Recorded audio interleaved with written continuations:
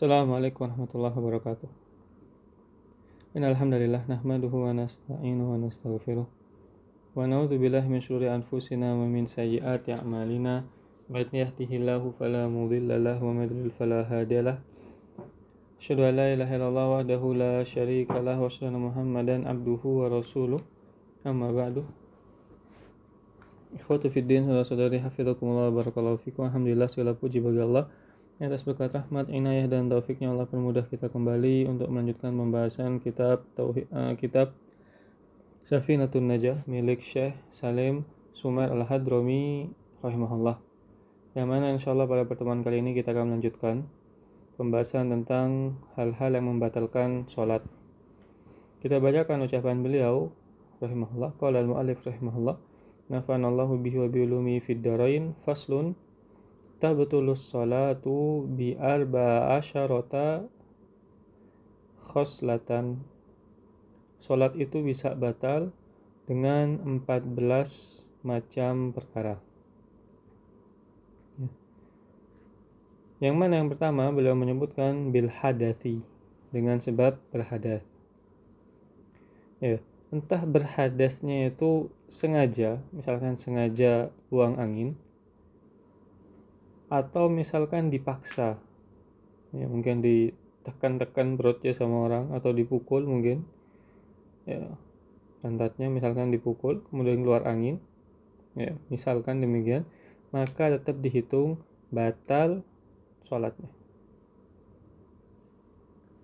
Adapun misalkan dia itu istihadah, orang yang istihadah atau pria yang beser, mungkin keluar kencing terus, maka dalam hal ini ada pengecualian tentunya, sebagaimana telah kita bahas pada pertemuan yang lalu. Entah juga di dalamnya hadas ini yang dimaksud adalah hadas kecil, misalkan buang angin, atau hadas besar, misalkan mani atau haid dan semisal. Kemudian yang kedua adalah biwuku'in najasati.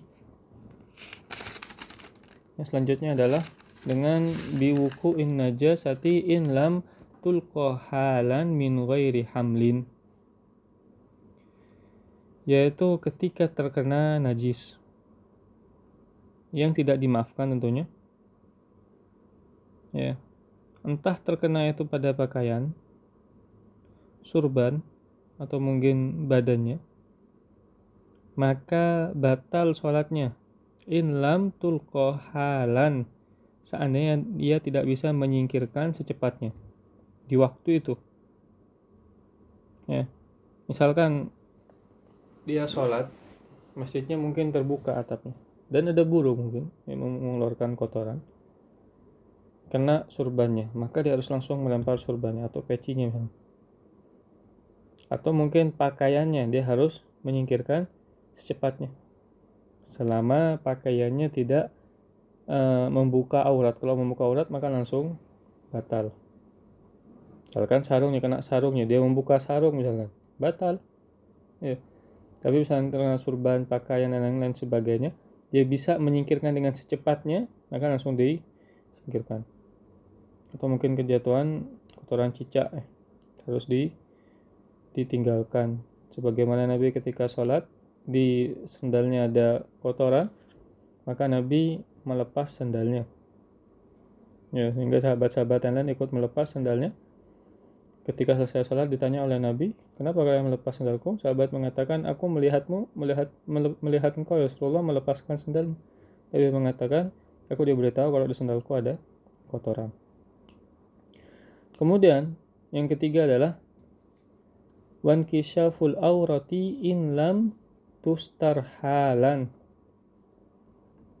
yaitu terbukanya aurat, tersingkapnya aurat dengan tidak sengaja kalau dia tidak langsung menutupinya. Ini juga menjadi hal yang penting. Terkadang ketika orang sholat, pakaiannya pendek sehingga terbuka, bagian belakangnya auratnya terbuka, maka ketika dia sudah tahu dan hal tersebut dibiarkan, batal sholatnya. Bahkan kalau tidak salah dalam mazhab Imam Ahmad, terbuka sengaja atau tidak maka batal sholatnya. Tapi di sini disebutkan kalau tidak sengaja maka harus langsung tutup. Kemudian yang keempat, anutku wanutku biharfaini aw harfin mufhimin amdan, mengucapkan dua huruf yang tidak difahami, meskipun tidak difahami sekalipun tidak difahami, atau satu huruf kalau bisa difahami, ya, maka batal sholatnya. Misalkan mungkin orang lagi sholat, misalkan dia orang Arab, kemudian ada orang mencari kunci, misalkan dia lagi sholat, kemudian ada orang nyari kunci, kemudian dia mengisarkan dengan matanya ro, lihatlah, ro'a ya ro, fi'il amrnya ro, lihatlah, maka batal sholatnya. Atau misalkan dia lagi sholat, kemudian dia mengucapkan dua huruf min misalnya, batal langsung sholat. Adapun ketika dia tersenyum, maka tidak dihitung sebagai batal dalam sholat. Senyum yang tidak mengeluarkan gigi tentunya. Yang kelima adalah wabil muftir amdan, ya, dengan mengucapkan dengan makan dengan sengaja. Makan dengan sengaja di sini disebutkan wal aklul katsir nasian, makan banyak dalam keadaan lupa. Ya, yang kelima dulu disebutkan hal-hal yang membatalkan puasa, maksudnya dengan sengaja, entah itu makan atau minum. Kalau sengaja maka batal sholatnya. Adapun misalkan minum tanpa sengaja atau makan sedikit tanpa sengaja, maka tidak batal sholatnya. Ya, tapi kayaknya tidak masuk akal ada orang lagi sholat makannya, kecuali mungkin ada bekas daging nyelip di giginya, meskipun yang utama adalah dikeluarkan dari mulutnya untuk keluar dari khilaf di dalamnya. Ya, yang keenam adalah makan akul kathir nasyan, makan banyak dan dia lupa. Ya, seakan tidak masuk akal ada orang makan banyak, tapi ini disebutkan oleh para fuqaha, kalau dia makan lupa dan banyak, maka batal sholatnya. Kemudian yang ketujuh adalah aw thalathi harokatin mutawaliyatin walau sahwan, ya, dia melakukan gerakan 3 kali berturut-turut, ya, meskipun sebabnya lupa, ya, maka di sini batal sholatnya. Mungkin dia melakukan gerakan besar, ya, gerakan tangan atau kaki 3 kali berturut-turut, maka batal sholatnya. Adapun gerakan kecil mungkin jari, ya, atau mata, kedipan mata, atau gerakan kuping mungkin, ya, kupingnya mungkin bisa nutup sendiri, gerak-gerakin, maka tidak batal. Adapun ketika gerakan besar, misalkan berjalan kaki 3 langkah mungkin, maka batal sholatnya. Makanya ketika seseorang ingin menutup shaf yang di depannya mungkin kosong, maka dia jangan langsung melakukan 3 langkah, ya, atau 3 gerakan besar. Mungkin 1 langkah, kemudian 2 gerakan tangan, ya, 1 maju, kemudian 2 tangannya memisahkan shaf di depannya. Tidak demikian, ya, langsung saja maju. Dengan aturannya tentu tidak sampai lebih dari 3 langkah. Kalau misalkan 3 langkah dia lupa, batal sholatnya. Karena kenapa? Dengan hitungan 3. Karena 3 itu dihitung sebagai jumlah yang banyak. Dalam kaidah bahasa Arab pun 3 dihitung dengan jumlah jamak. Kalau 3 kali tidak berturut-turut, misalkan dia, ya, gerakan tangannya ke atas kepala misalkan, atau turun ke bawah mematikan handphone, langsung naik lagi, ya, 1 kali turun itu dihitung 1 gerakan, ya, kemudian gerakan jari mematikan tombol off mungkin di HP, yaitu tidak dihitung karena gerakan jari, kemudian balik lagi dihitung 2 gerakan. Sebagian ulama menyebutkan gerakan tangan, ya, ke bawah kemudian ke atas itu dihitung 1 gerakan, tapi untuk keluar dari khilaf di dalamnya, ya, maka itu dihitung sebagai 2 gerakan. Wallahu a'lam. Kemudian selanjutnya wal wathbatil fahisyah, yaitu melompat-lompat ya, yang fahisyah, yang gerusak-gerusuk mungkin ya, lompat-lompat lagi sholat, angkat kaki-kakinya lompat ke atas ke bawah ya, itu juga termasuk dalam hal yang membatalkan sholat, karena tidak masuk akal ada orang sholat tapi lompat-lompat secara asal ya. Kemudian kesembilan wadarbah, yang kesembilan wadarbatil al-mufritah, yaitu memukul sesuatu dengan keras. Misalkan dia lagi sholat, kemudian ada orang misalkan lewat di depannya, atau mungkin ada cicak mungkin di tempat sujudnya, dia lagi sholat, kemudian dia pukul dengan keras ya, bisa jadi batal sholatnya. Yang ke-10 adalah ziyadatu ruknin fi'liyin amdan, menambah rukun perbuatan secara sengaja ya. Keluar dari sini adalah menambah rukun qauli, menambah rukun ucapan. Misalkan dia membaca tasyahud misalkan dalam keadaan ruku, maka tidak batal sholatnya, tapi dia harus sujud sahwi. Adapun ketika dia menambah rukun perbuatan dengan sengaja, maka batal sholatnya. Yang ke-11 adalah wattaqaddum ala imamihi biruknaini fi'laini, mendahului imam ya, dengan dua rukun ya, entah itu rukun panjang atau rukun pendek. Ketika dia mendahului imam belum sujud misalkan, dia langsung sujud, sedangkan imam dalam keadaan ruku, dia langsung sujud misalkan, maka batal sholatnya. Yang ke-12 adalah wattakhalluf bihima bighairi uzrin, yaitu menyelisihi dua rukun imam ya, berturut-turut tanpa ada uzur. Misalkan dia tidak ada uzur ya, dia di rakaat kedua dia sujud lama sampai imam itu ruku misalnya, maka dihitung batal sholatnya. Berbeda misalkan ketika makmum, imam sudah ruku ya, makmum belum selesai membaca Al-Fatihah, karena mungkin makmumnya masih mendapati imam berdiri dan waktunya cukup untuk membaca Al-Fatihah. Dia langsung masuk ke jamaah. Ketika dia masuk ke jamaah, dia masih membaca Al-Fatihah belum selesai, misalkan sampai iyyaka na'budu, imam sudah ruku ya, maka dia masih melanjutkan, maka itu tidak dihitung sebagai batal, selain karena ada uzur dan juga tidak melebihi dua rukun. Yang ke-13 adalah niyatu qat'is shalah, niat untuk membatalkan sholat ya. Ketika dia niat untuk memutuskan sholat meskipun dalam hatinya, maka itu langsung batal. Misalkan dia berniat, nanti kalau ada fulan saya batalkan sholatnya, menggantung ya, maka batal.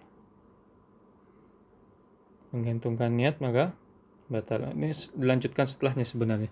Wa ta'liqu qat'iha bi syai'in, dia menggantungkan niat untuk memutus sholat. Nanti kalau ada kucing, saya batalkan sholatnya misalnya. Nanti kalau ada orang kayak gini, saya batalkan sholatnya. Tidak boleh, itu langsung batal sholatnya. Tidak boleh menggantungkan yang demikian. Yang ke-15 adalah wat taraddud, yaitu sebenarnya tadi ada yang saya pisah di sini, tidak masalah. Yang ke-15, ini sebenarnya yang ke-14, wat taraddud fi qat'iha, yaitu ragu membatalkan atau tidak. Ketika dia ragu, maka dihitung batal sholatnya ya. Kemudian kita ringkas saja masalah niat. Yang niat qat'us shalah, niat untuk membatalkan sholat. Dalam permasalahan niat, misalkan seorang sholat wajib ya, sholat zuhur misalkan. Ketika dia sudah sholat zuhur, dia baru ingat kalau dia sebenarnya sudah sholat zuhur, dia ini mau sholat asar. Apakah boleh dia dari sholat zuhur sama-sama 4 rakaat, sama-sama di waktu yang sama misalkan, apakah boleh dia menggantinya dengan sholat asar di tengah sholat zuhur? Maka tidak sah. Ya, ketika dia sudah sholat zuhur 4 rakaat, kemudian dia mau sholat lagi 4 rakaat, tapi dia lupa kalau ini sholat asar, dia niatnya sholat zuhur. Maka di tengah sholat, kalau dia ganti dengan sholat asar, tidak sah sholatnya. Karena kenapa? Dalam permasalahannya telah kita sebutkan di awal-awal pembahasan, kalau sholat wajib itu harus ada niat sholatnya. Niat sholat asar 4 rakaat. Ya, niat sholat fardu asar 4 rakaat terus disebutkan demikian. Harus ada niat yang demikian.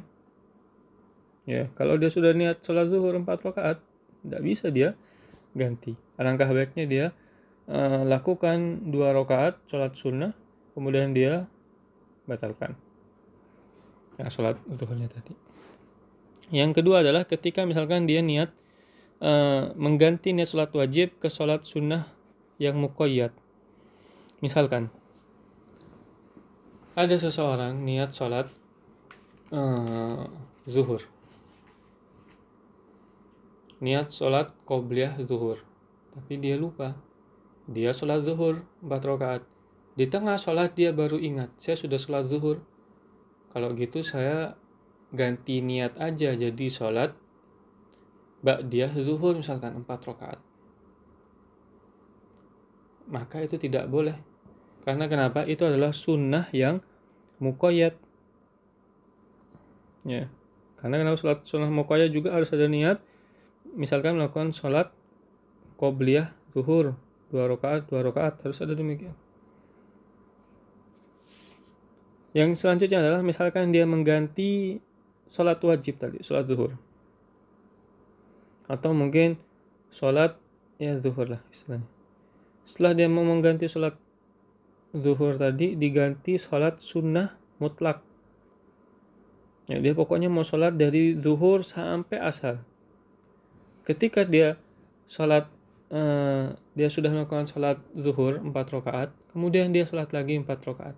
Di tengah sholat dia baru ingat kalau saya ini udah sholat zuhur. Sudahlah saya batalkan dan saya niatkan mengganti menjadi sholat mutlak. Sampai dia hanya mutlak saja, bukan sunnah yang muqayyad, maka sah. Yang selanjutnya adalah permasalahan niat sholat sunnah yang muqayyad. Misalkan dia niat qobliyah subuh 2 rakaat. Kemudian dia baru ingat dia sudah sholat qobliyah subuh 2 rakaat. Sudah, kalau gitu di tengah sholat saya mau ganti sholat fardu, yaitu sholat subuh 2 rakaat. Sah apa tidak? Tidak sah. Tidak sah. Begitu juga misalkan dia niat sholat sunnah muqayyad, misalkan qobliyah zuhur 2 rakaat. Ternyata dia ingat kalau dia sudah melakukan qobliyah zuhur 2 rakaat. Ya sudahlah, saya ganti menjadi ba'diyah zuhur 2 rakaat misalkan. Tidak boleh karena sama-sama muqayyad, maka batal sholatnya. Yang selanjutnya adalah dia niat sholat sunnah muqayyad qobliyah zuhur misalkan 2 rakaat. Setelah itu dia baru ingat kalau dia sudah melakukan 4 rakaat bahkan, bukan cuma 2 rakaat. Sudahlah, saya ganti menjadi sholat sunnah mutlak ya, tanpa ada sebab, maka sah sholatnya, dihitung sebagai sholat sunnah mutlak. Kemudian selanjutnya adalah pembagian niat yang selanjutnya ketika dia niat sholat sunnah mutlak. Ya, dia hanya sholat saja ya, antara zuhur sampai asar atau maghrib sampai isya. Ya, zuhur sampai asar biar mudah. Dia sholat 2 rakaat terus sampai asar misalnya. Di tengah sholat tadi dia baru ingat, oh ya saya belum sholat zuhur 4 rakaat. Maka dia langsung mau mengganti niat ke sholat zuhur 4 rakaat. Tidak sah. Ya, batal sholatnya. Karena ini sholat sunnah mutlak ya. Yang kedua adalah misalkan dia sholat sunnah mutlak, sholat seperti biasa tadi antara zuhur sampai asar 2 rakaat. Di tengah sholat dia baru ingat kalau dia belum sholat ba'diyah zuhur 2 rakaat. Ya.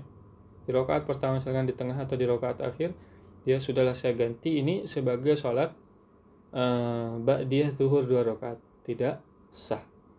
Adapun misalkan sama-sama sholat mutlak, maka sah sholatnya. Jadi dari kesimpulannya, semua tidak bisa diganti kecuali menjadi sholat sunnah mutlak saja. Wallahu a'lam. Mungkin sampai sini yang saya sampaikan. Ada benarnya datang dari Allah SWT, ada salahnya karena kekurangan ilmu yang saya miliki. Wabillahi taufiq wal hidayah. Assalamualaikum warahmatullahi wabarakatuh.